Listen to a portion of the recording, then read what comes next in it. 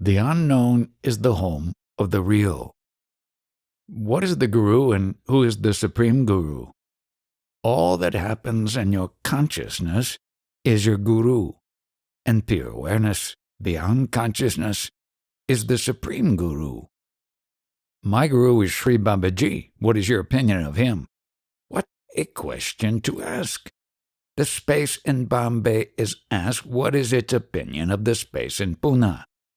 The names differ, but not the space. The word Babaji is merely as address. Who lives under the address?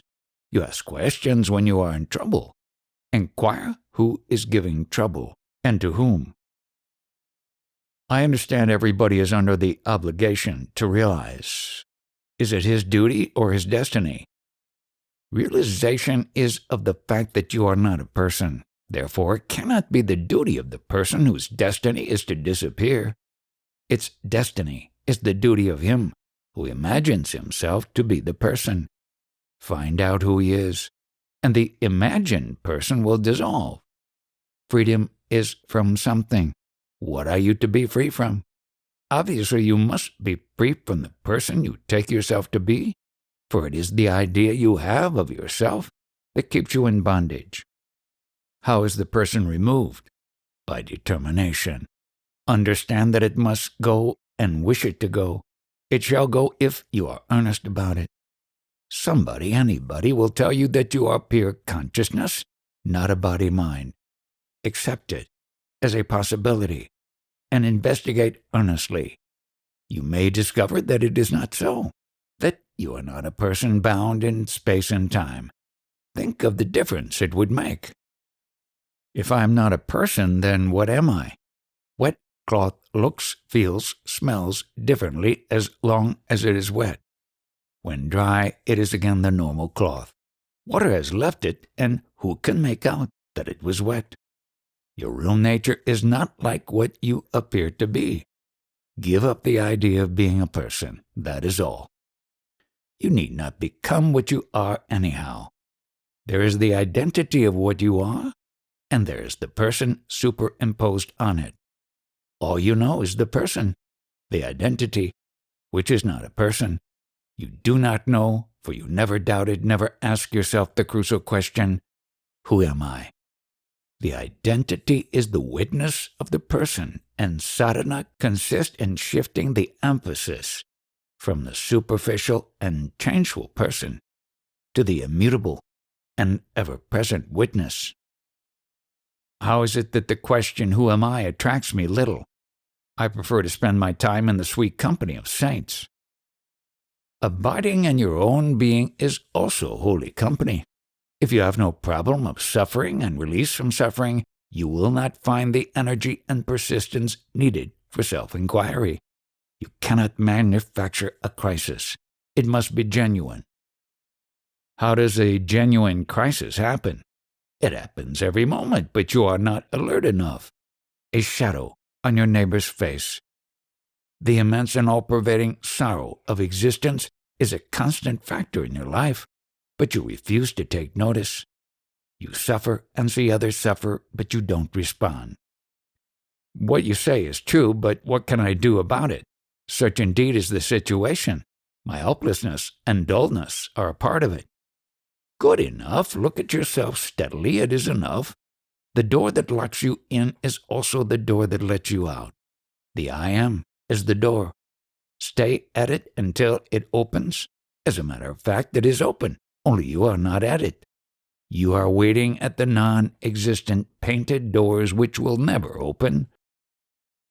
Many of us were taking drugs at some time and to some extent. People told us to take drugs in order to break through into higher levels of consciousness. Others advised us to have abundant sex for the same purpose. What is your opinion in the matter? No doubt a drug that can affect your brain can also affect your mind and give you all the strange experiences promised.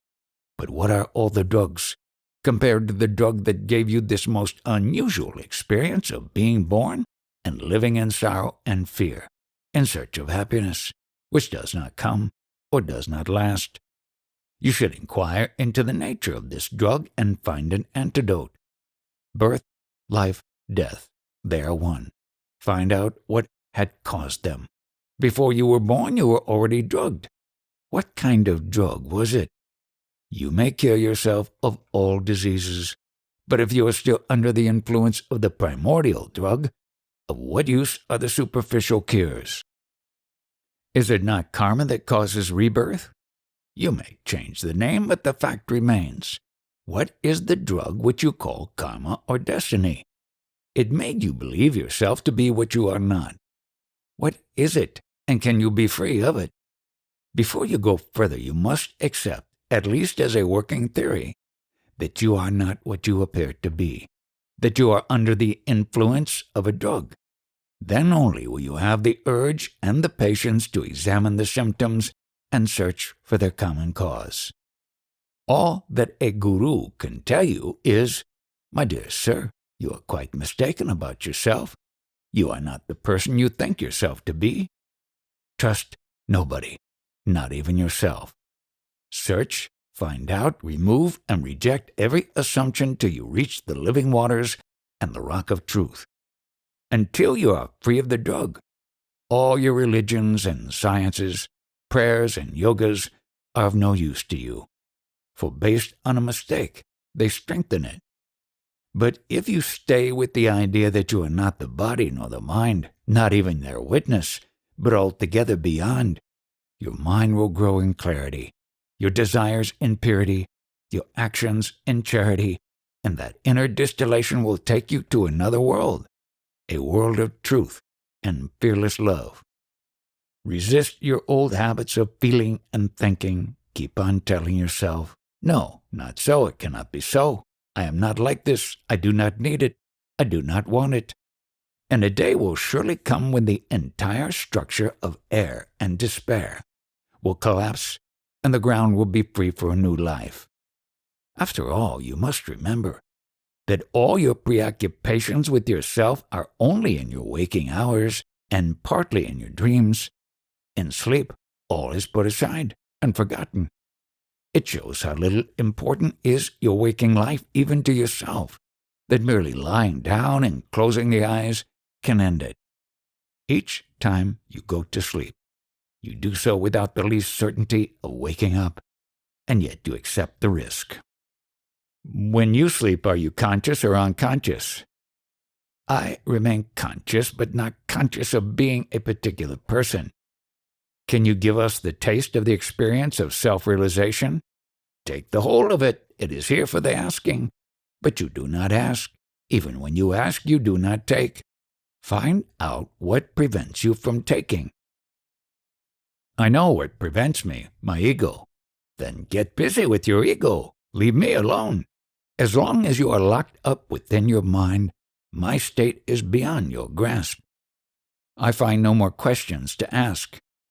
Were you really at war with your ego, you would have put many more questions. You are short of questions because you are not really interested. At present, you are moved by the pleasure-pain principle, which is the ego. You are going along with the ego. You are not fighting it. You are not even aware how totally you are swayed by personal considerations. A man should always revolt against himself, for the ego, like a crooked mirror, narrows down and distorts. It is the worst of all the tyrants. It dominates you absolutely. When there is no I who is free, the world is free of a mighty nuisance. Good enough. Good for whom? Good for everybody. It is like a rope stretched across the street. It snarls up the traffic. Roll up, it is there as mere identity, useful when needed. Freedom from the ego self is the fruit of self-inquiry. There was a time when I was most displeased with myself. Now I have met my guru and I am at peace, after having surrendered myself to him completely. If you watch your daily life, you will see that you have surrendered nothing. You have merely added the word surrender to your vocabulary and made your guru into a peg to hang your problems on.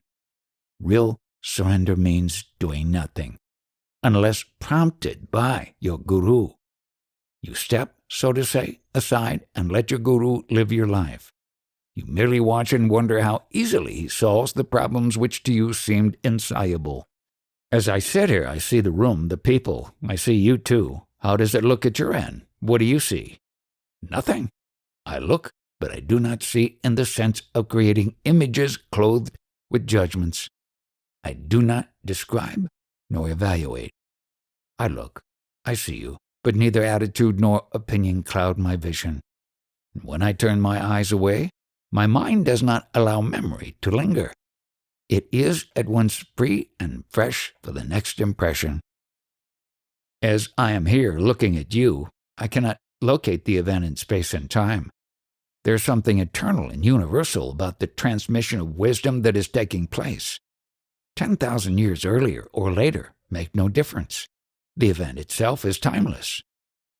Man does not change much over the ages. Human problems remain the same and call for the same answers. Your being conscious of what you call transmission of wisdom shows that wisdom has not yet been transmitted. When you have it, you are no longer conscious of it. What is really your own, you are not conscious of. What you are conscious of is neither you nor yours. Yours is the power of perception, not what you perceive. It is a mistake to take the conscious to be the whole of man. Man is unconscious, conscious, and the superconscious, but you are not the man. Yours is the cinema screen, the light as well as the seeing power, but the picture is not you. Must I search for the guru, or shall I stay with whomever I have found? The very question shows that you have not yet found one. As long as you have not realized, you will move from guru to guru. But when you have found yourself, the search will end. The guru is a milestone. When you are on the move, you pass so many milestones. When you have reached your destination, it is the last alone that mattered. In reality, all mattered at their own time, and none matters now. You seem to give no importance to the guru. He is merely an incident among others. All incidents contribute, but none is crucial. On the road, each step helps you reach your destination, and each is as crucial as the other, for each step must be made. You cannot skip it. If you refuse to make it, you are stuck. Everybody sings the glories of the guru, while you compare him to a milestone. Don't we need a guru? Don't we need a milestone? Yes and no. Yes, if we are uncertain. No, if we know our way. Once we are certain in ourselves, the guru is no longer needed except in a technical sense. Your mind is an instrument after all, and you should know how to use it. As you are taught the uses of your body, so should you know how to use your mind. What do I gain by learning to use my mind? You gain freedom from desire and fear, which are entirely due to wrong uses of the mind. Mere mental knowledge is not enough. The known is accidental. The unknown is the home of the real. To live in the known is bondage. To live in the unknown is liberation. I have understood that all spiritual practice consists in the elimination of the personal self. Such practice demands iron determination and relentless application. Where to find the integrity and energy for such work? You find it in the company of the wise? How do I know who is wise and who is merely clever? If your motives are pure, if you seek and nothing else, you will find the right people. Finding them is easy. What is difficult is to trust them and take advantage of their advice and guidance. Is the waking state more important for spiritual practice than sleep? On the whole, we attach too much importance to the waking state. Without sleep, the waking state would be impossible. Without sleep, one goes mad or dies. Why attach so much importance to waking consciousness, which is obviously dependent on the unconscious? Not only the conscious, but the unconscious as well should be taken care of in our spiritual practice. How does one attend to the unconscious? Keep the I am in the focus of awareness. Remember that you are. Watch yourself ceaselessly, and the unconscious will flow into the conscious without any special effort on your part. Wrong desires and fears, false ideas, social inhibitions are blocking and preventing its free interplay with the conscious. Once free to mingle, the two become one, and the one becomes all. The person merges into the witness into awareness, awareness into pure being. Yet identity is not lost. Only its limitations are lost. It is transfigured and becomes the real self, the Sadguru, the eternal friend and guide. You cannot approach it in worship. No external activity can reach the inner self. Worship and prayers remain on the surface only. To go deeper, meditation is essential. The striving to go beyond the states of sleep, dream, and waking. In the beginning, the attempts are irregular. Then they recur more often, becoming regular, then continuous and intense, until all obstacles are conquered. Obstacles to what? To self-forgetting. If worship and prayers are ineffectual, why do you worship daily with songs and music, the image of your guru? Those who want it do it. I see no purpose in interfering. But you take part in it. Yes, it appears so. But why be so concerned with me? Give all your attention to the question, what is it that makes me conscious? Until your mind becomes the question itself and cannot think of anything else. All and sundry are urging me to meditate. I find no zest in meditation, but I am interested in many other things. Some I want very much, and my mind goes to them. My attempts at meditation are so half-hearted. What am I to do?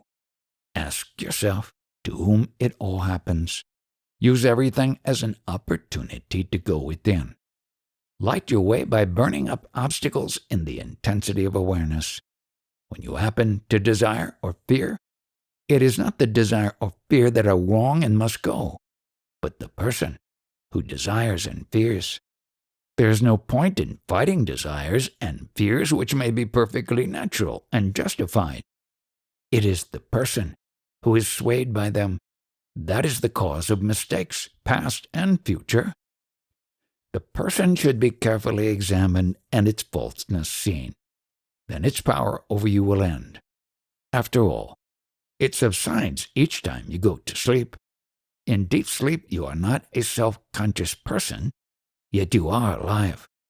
When you are alive and conscious, but no longer self-conscious, you are not a person anymore. During the waking hours, you are as if on the stage playing a role. But what are you when the play is over? What are you? You are what you are. What you were before the play began, you remain when it is over. Look at yourself as performing on the stage of life.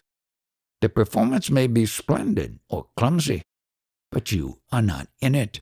You merely watch it, with interest and sympathy, of course, but keeping in mind all the time that you are only watching while the play life is going on.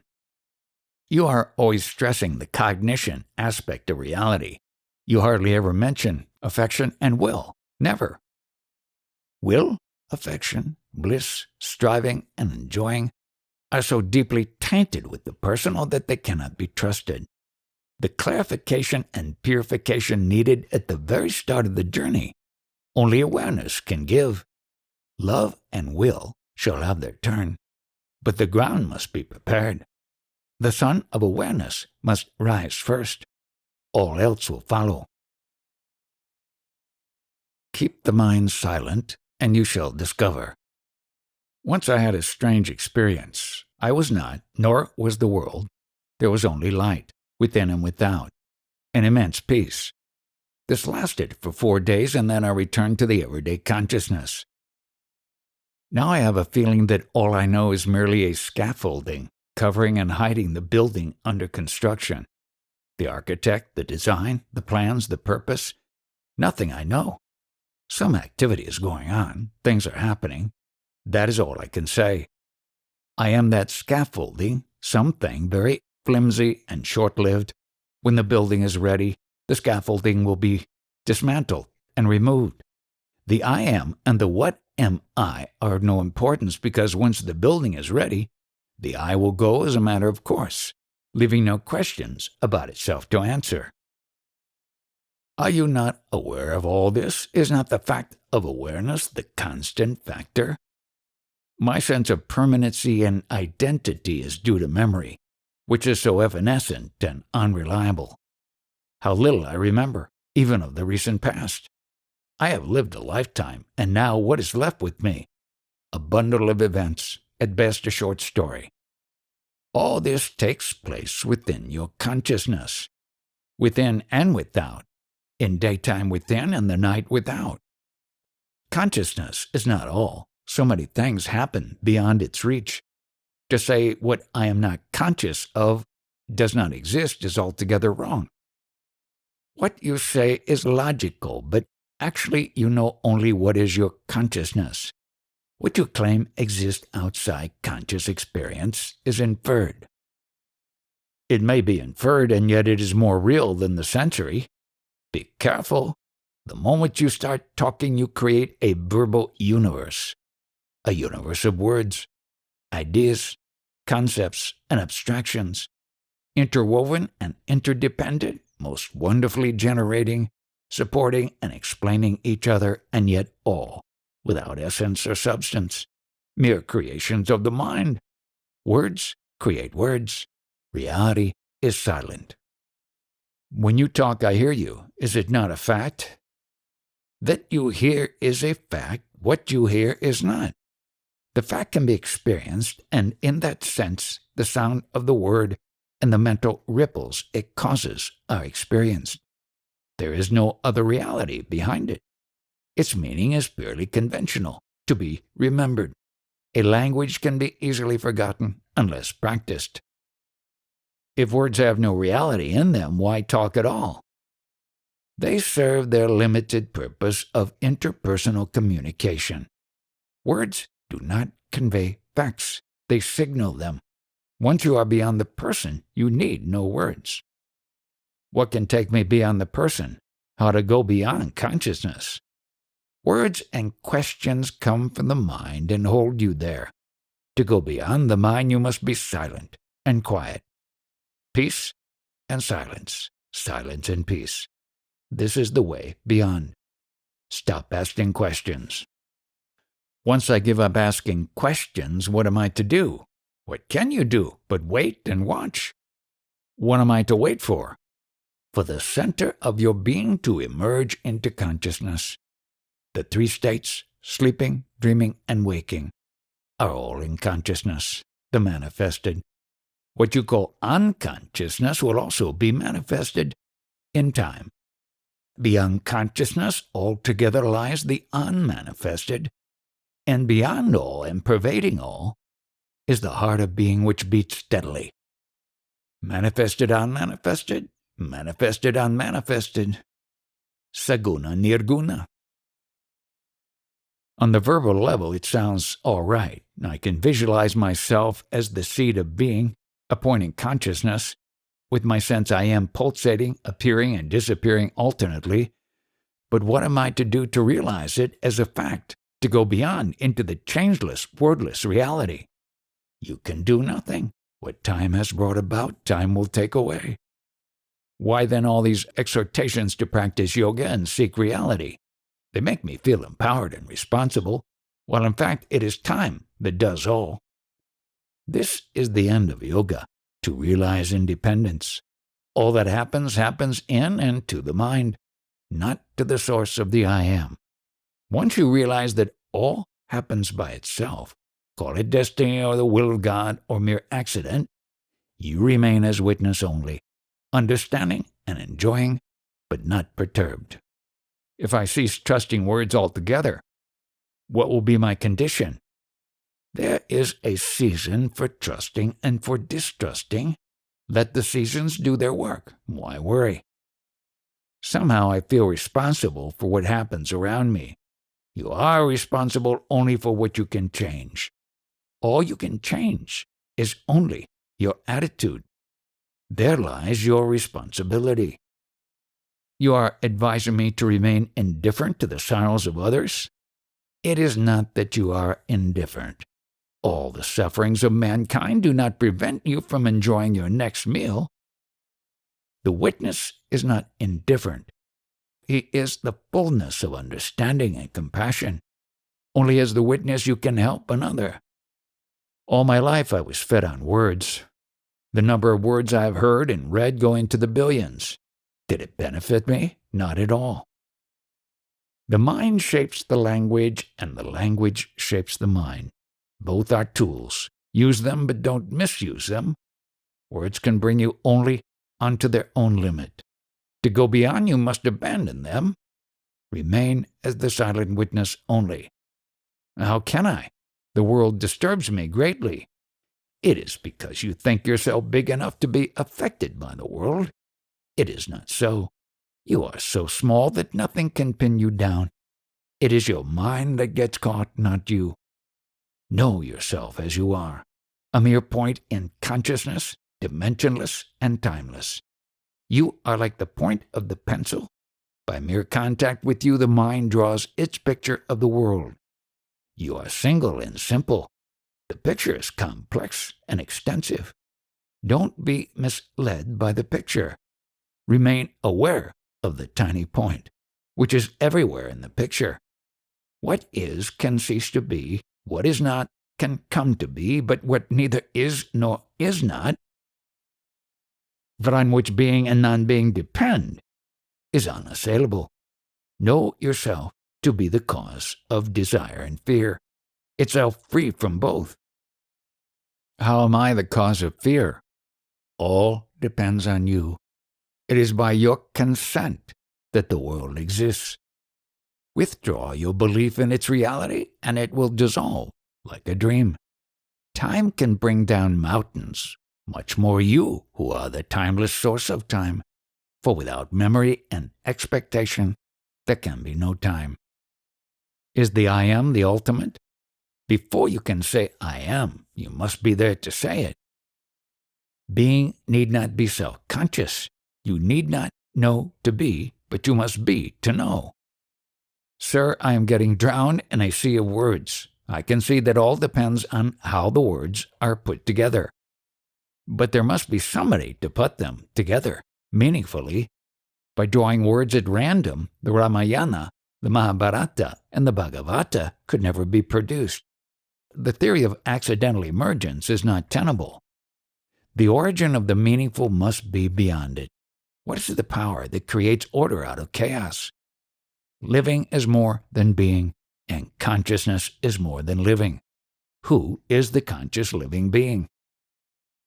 Your question contains the answer. A conscious living being is a conscious living being. The words are most appropriate, but you do not grasp their full import. Go deep into the meaning of the words. Being, living, conscious, and you will stop running in circles, asking questions, but missing answers. Do understand that you cannot ask a valid question about yourself because you do not know whom you are asking about. In the question, who am I? The I is not known, and the question can be worded as, I do not know what I mean by I. What are you? You must find out. I can only tell you what you are not. You are not of the world. You are not even in the world. The world is not. You are alone. You create the world in your imagination like a dream. As you cannot separate the dream from yourself, so you cannot have an outer world independent of yourself. You are independent, not of the world. Don't be afraid of a world you yourself have created. Cease from looking for happiness and reality in a dream, and you will wake up. You need not know why and how. There is no end to questions. Abandon all desires. Keep your mind silent, and you shall discover.